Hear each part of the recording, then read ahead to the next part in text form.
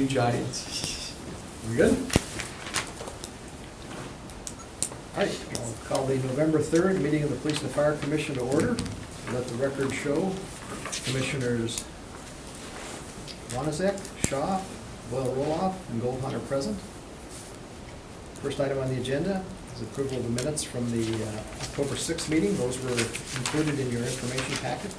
Any changes or corrections? I would note, with regard to the second page, the fifth bullet point down, I think, is that supposed to be Lime Kiln versus Lineville Road? Lime Kiln, yes, sir. Yeah, Lime Kiln versus Lineville, just Okay, for clarity. second bullet. We'll make that correction. But other than that, I don't have any other corrections. All right. Hearing none, with that correction, I'll entertain a motion to approve. So moved. Moved by Second. Commissioner Wanazek, seconded by Commissioner Shaw. All those in favor? Aye. Opposed? Does anyone have a pen I could borrow? Here you go. Thanks. So you protect and serve, that was a serve. I'm thinking to myself, is that my pen that doesn't work? Let me know if it's not working. Give it away freely if it doesn't work. It's working. If it's not working, it was because of budget cuts. That's right. My money went to foresters. We had our first interview of this segment last night. We've got two more scheduled on the 7th and 8th.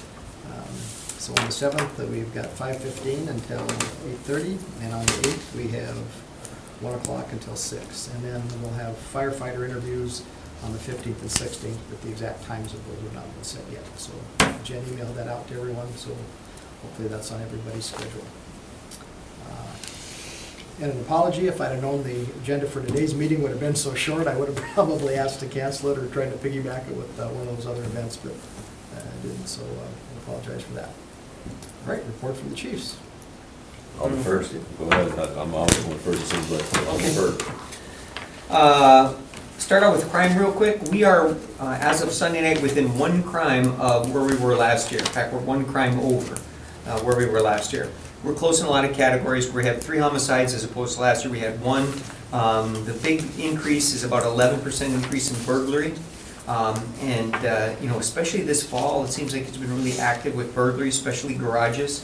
I went on Channel 5 this morning and talked about that. We did make a good arrest of a 3 or 4 person burglary crew. They were just 20-year-old meth addicts, and to fuel their meth addiction, they of course lost all their jobs, and now they're all kind of shacking up together. What they'll do is they'll get in a car, drive to a part of town, east and west, mostly west, and park, and then just walk around the neighborhood trying garage doors, the service doors on people's garages, and they take anything they could get their hands on. If your door's open, they go inside, fishing pole, air compressor, any electronics. They'll go to the car. If the car's open, they'll check that for stuff, take whatever they can. Anyway, made a good arrest. We got one more guy we're trying to track down. We think he moved out of the city, so we're going to try and hit him. So, and as soon as we got them, all our burglary stopped, at least for a while. So until another crew like that kicks in, hopefully we'll be able to play a little bit of catch up.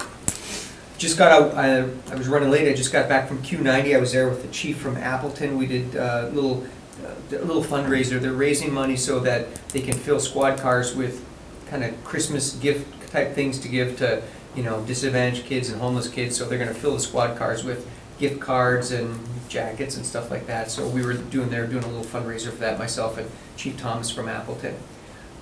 Maybe we'll talk about the budget when you get to your budget section, or we can talk about that. I don't know how much you want to hear about our budget, but this year's been really good for the police department. Outside of the budget process, we had our big raise this summer when we got a new contract, so our officers got a pretty solid raise. That bought us some changes in the contract language, which I think is going to pay dividends for the department forever. But we didn't get the additional police officers we were hoping. There's still some more wrangling to go on Monday in the budget, so we maybe end up getting one. We're looking to change our animal control officer from civilian to sworn position. Mallory Maves is in that spot now as a temporary assignment. She was an animal service intern before she became a police officer, and she'd be a strong candidate for that. I want to do that in terms of safety for our officers, or for the person. I think they go into houses alone, they go into backyards alone, they're dealing with angry people who are getting their animals taken away. It seems to me it'd be wise to have a sworn, trained, armed police officer in that position as opposed to a civilian kind of technician. The only other thing in the budget was that I was pushing for sport utility vehicles, the Ford Explorer, and Tom Sladek took a little issue with that because it's about a $4,000 or $5,000 greater expense. And I explained my rationale for it, how I thought in the long term it would actually be a cost savings, and I think, I'm hoping that that goes through, so we'll know more on Monday. Today we're doing Wrecked at the Widener, which is a one-day kind of seminar for students that are in high school. And basically is we bring them in for 2 hours at a time to different high schools, and we show them this series of videotapes, and they play out a vignette of what happens when you have somebody gets killed from drunk driving or texting.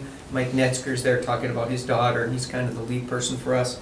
But we had some really interesting testimonials given by people. I mean, one poor girl, she's just an adorable high school cheerleader kid, and she gets in a car crash because she's texting, and half her head got caved in. She's blind in one eye, her nose is collapsed. I mean, just terrible stuff. And then another girl's talking about being at a local high school here, fooling around with their friends in a car. 7 of them were in a big SUV, and it rolled down a hill, and 3 of them were killed. Just a terrible story. People walking out with tears streaming down their face. But I think it had a really powerful impact on us kids here to try and prevent them from drinking and driving and texting and driving. No Shave November is on, so if you see our officers looking a little scraggly, it's because they paid money to be able to grow goatees or beards for the month of November. Raised about $2,500, I guess, as of now. It kind of goes and coincides with the pink badges we wore last month. This month, the money's going to go towards Special Olympics, so pretty good participation. Some of these guys can grow a beard while you stand there and watch them, honestly. It's just, you see them later in the afternoon, it's like, holy smokes. Anyway, there's 2 cases of discipline, and I won't talk about I won't give any names out, but we talked a little bit about it in our communications with the president.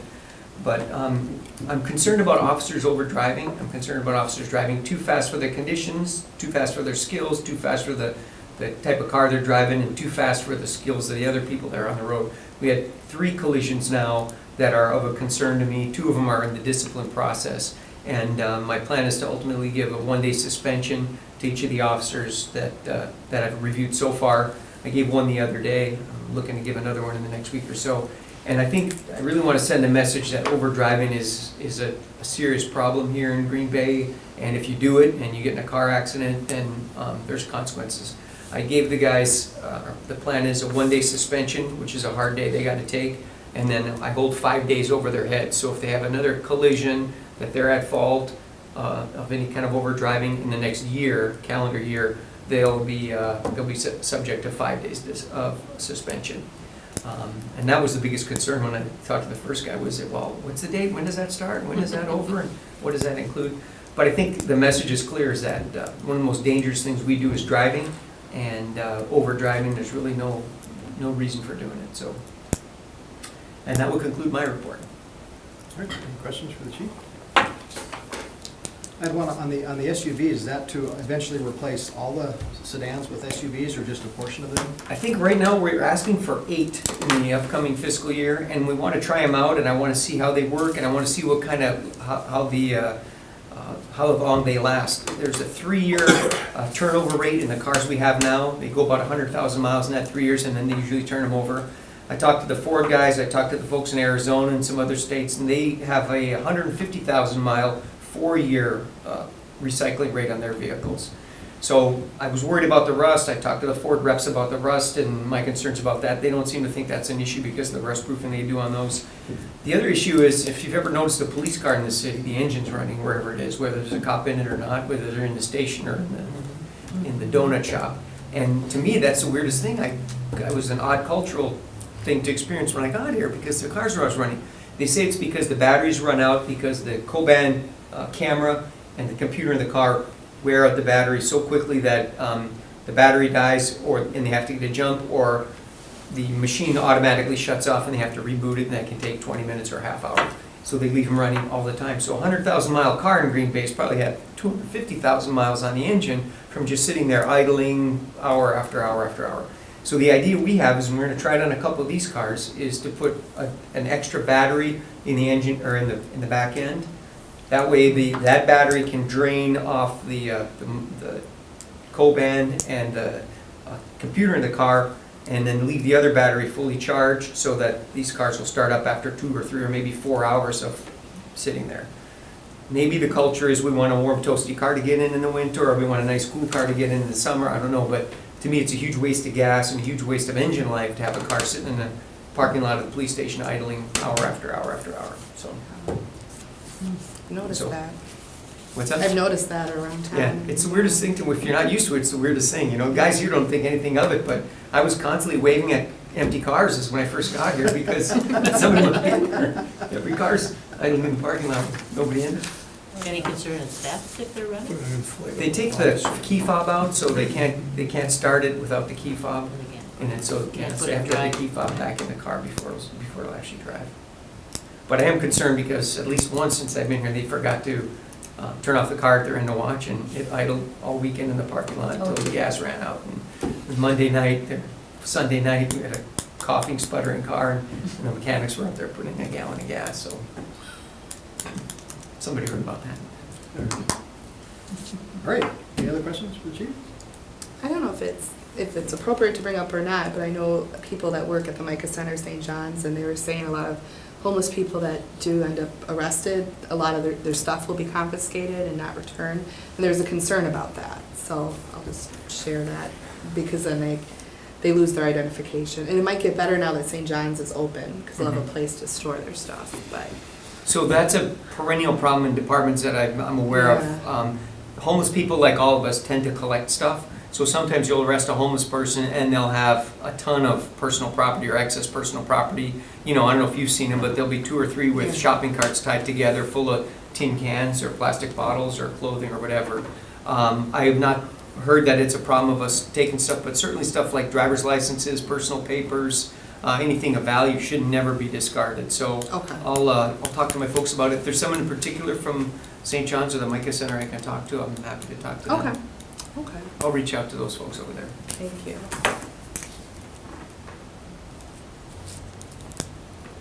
All right, anything else? All right, thank you, chief.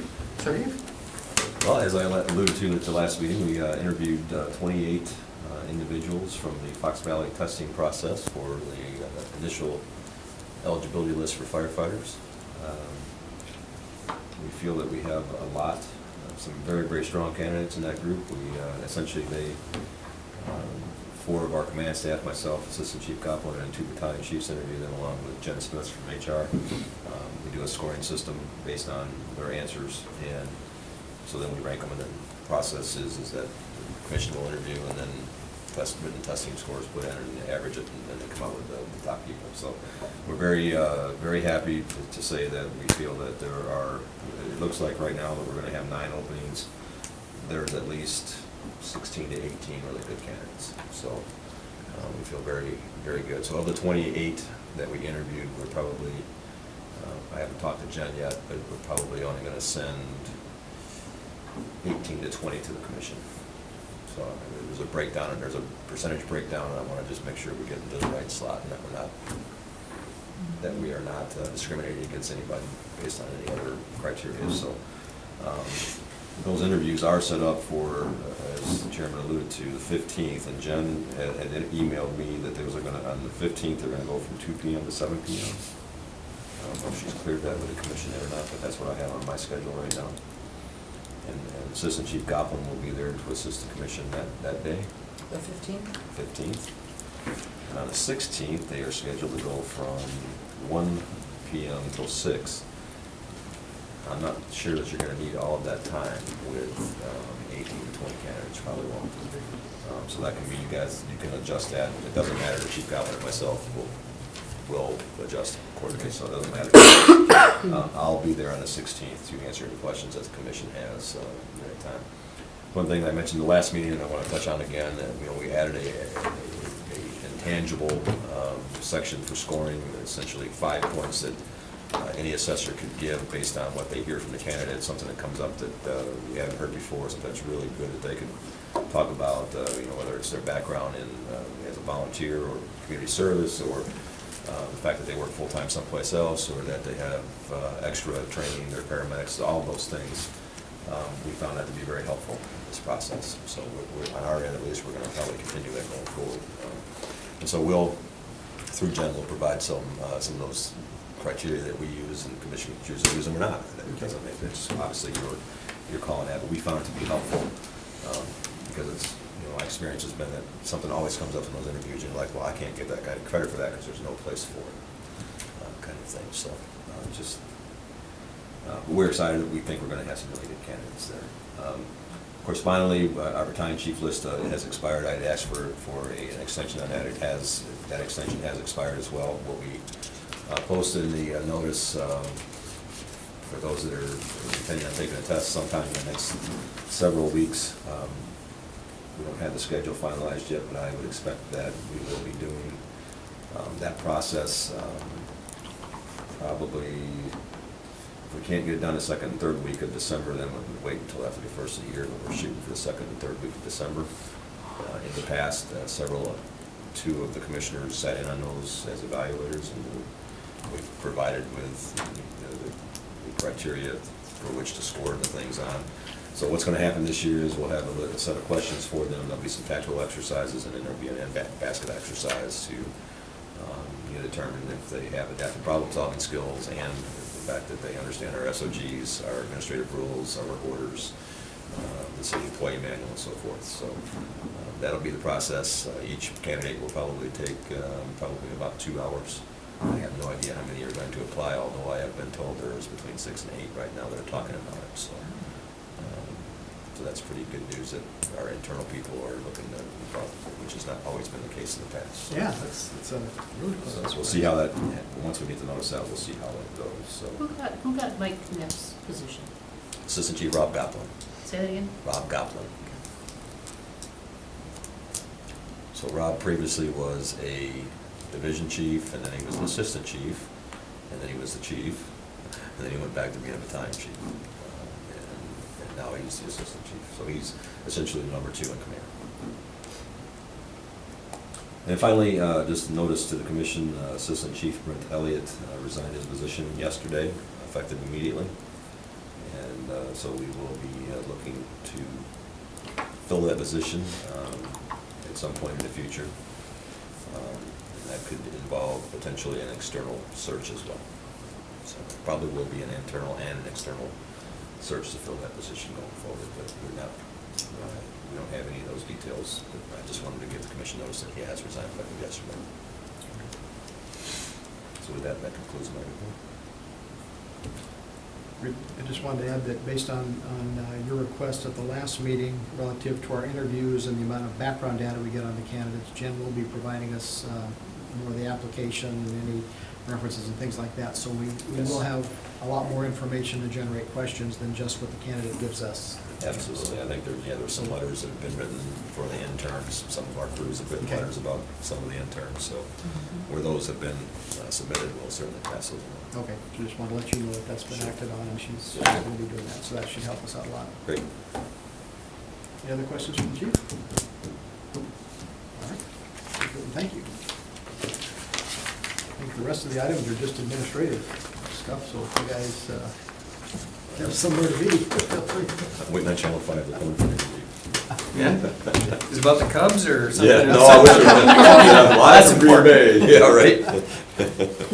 I will tell you that after 108 years, the Cubs won, and 54 of those years, I was suffering my way with them. So.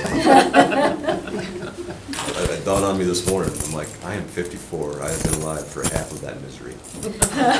Lifelong Cubs fan, so, That's cool. yeah. It is cool. It's It was a awesome. long night last night. I was Yeah. about ready to throw myself off the roof, though. That was something. That would be a great day one. Yeah. Okay. All right, thank you, Thank you. everyone. All right, thank you. Thank you. The next item is consideration of possible action on the following communications. We have the budget status report and the budget spreadsheet. So the two new items on there were testing and also a physical. So at this point, we are at 96.5% of our initial budget. And I think that testing review, we probably won't have any more of those yet this year, would you think, Melanie? We anticipate a bill for the Fox Valley Tech Okay, fire process. okay, yeah, this year, so that will likely be, that's over 1,000 for that, is that, yeah, okay, so we will need a few more dollars, but Melanie reported that Why don't you go ahead? We did receive approval from the Finance Committee to transfer about 3,300 from the contingency fund to the PFC recruitment line item budget to help, get us through the end of the year. And that dollar amount should take care of our deficit and then any potential Okay. expenses that may come in. Yep. Everything's on a calendar year. Yeah. Yes. And I guess I'll leave it to the finance committee. It seems like every year we have to come back for a few thousand at the end of the year, so if they're fine with continuing to do that, great. If not, then we should talk to them about upping our budget, especially if we know we have some significant recruiting. So if we do choose to do some outside recruiting for the battalion chief, that'll, Yes, I have apprised the finance director of that Okay. request. all right. Then, for not any other questions, I'll entertain a motion to receive and place on file the two reports. So Moved by Commissioner Wanazek, Second. seconded by Commissioner Roloff, to receive and place on file the budget status report and the budget spreadsheet. Any further discussion? Hearing none, all those in favor? Aye. Opposed? Okay, receive and place on file. And then two bills. They were the bills for the testing and also the physical for the last week of hiring we did. So if there are no questions, I'll entertain a motion to approve. So moved. Moved by Commissioner Schaaf, Second. seconded by Commissioner Roloff. Any further discussion? Hearing none, all those in favor? Aye. Opposed? All right, let's pay the bills. And next meeting, our regular schedule for that would be December 1st at 3 o'clock. Does that work for folks? Yes. It works for me. Okay. And I'll say, I don't know if they will have other backgrounds to review. If we're just going to have the basic agenda a couple weeks beforehand, I may do a check and we may Okay. cancel it if we don't have a lot of additional items, because we've got a pretty full schedule during the month of November with all the meetings going on. The one we're working on too soon. All right. And the 16th at 3 o'clock. And that's the end of our agenda. So entertain a motion to adjourn. so moved. Moved by Commissioner Wanazek, Second. seconded by Commissioner Shaw. All those in favor? Aye. Opposed? We're adjourned. Yay. And just the reason we do that, for the person that does the notes, sometimes our voices sound similar, or at least they did in the past, so she always asks Oh, that if a yeah. motion's made, that I repeat who made the motion, who seconded it, so when they